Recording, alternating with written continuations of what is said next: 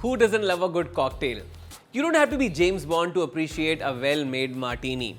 All you have to do is garnish your martini with Spanish olives.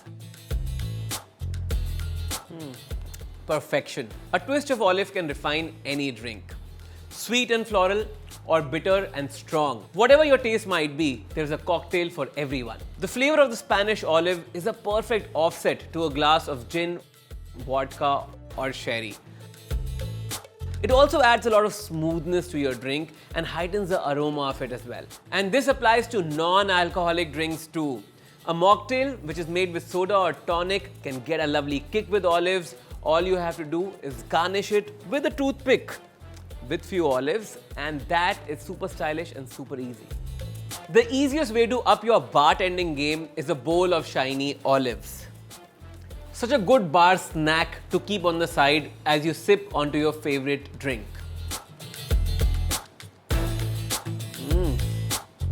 Delicious. Just remember to add this small and incredibly potent green olive next time you sip onto a drink.